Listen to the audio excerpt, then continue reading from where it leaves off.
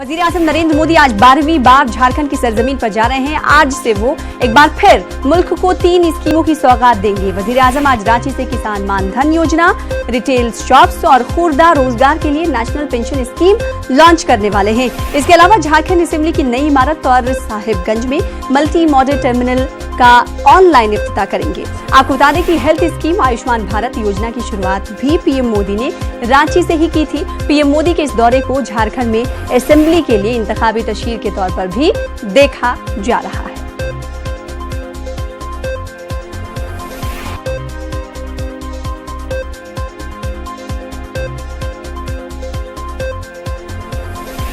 Election commission 3 रियासतों में होने वाले असेंबली इंतखाबात की तारीखों का ऐलान कर सकता है। ईसी की मीटिंग में महाराष्ट्र, हरियाणा और झारखंड में होने वाले असेंबली इंतखाबात की तारीखों का ऐलान हो सकता है। इन तीनों ही रियासतों में इस साल के आखिर में इंतखाबात होने हैं। बताया जा रहा है कि महाराष्ट्र और हरियाणा में असेंबली इंतखाबात पहले कराए जाएंगे। आपको बता दें कि महाराष्ट्र असेंबली में 288 सीटों पर चुनाव होने हैं, वहीं हरियाणा में 90 और झारखंड में 82 सीटों पर इलेक्शन होने वाला है।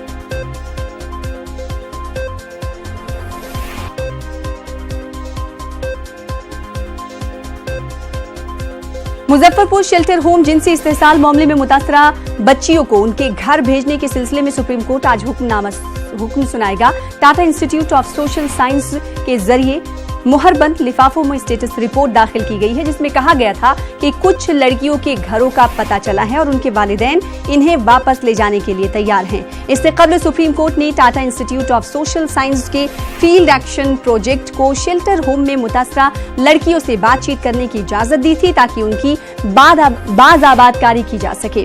वाज़ेह है कि TISS वो तंजीम है जिसने इस जिनसी इस्तेहसाल के मामले का पर्दाफाश किया था।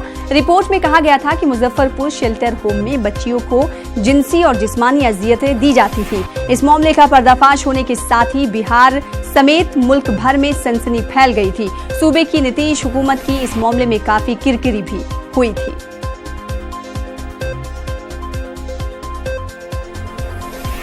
और इस वक्त बड़ी खबर आपको बता दें कि फारूक अब्दुल्ला की नजरबंदी के मामले में MDM के लीडर वाइको ने सुप्रीम कोर्ट से रुजू किया है। वाइको ने फारूक अब्दुल्ला को मदऊ किया है। 15 सितंबर को तमिलनाडु में तकरीब है।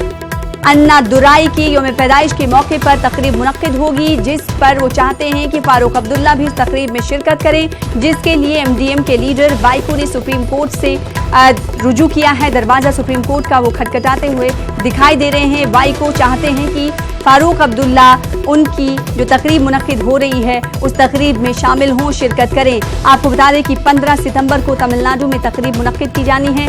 अन्नादुराई की यौम पैदाइश के मौके पर ये तकरीब मुनक्किद होगी, जिसमें MDM के लीडर वाइको चाहते हैं कि फारूक अब्दुल्ला जो कि नजरबंद है आर्टिकल 370 की मनसूखी के पहले से ही, वो चाहते हैं कि इस तकरीब में वो शिरकत करें। ये तकरीब 15 सितंबर को आपको बता दें कि तमिलनाडु में मुनक्किद की जानी है।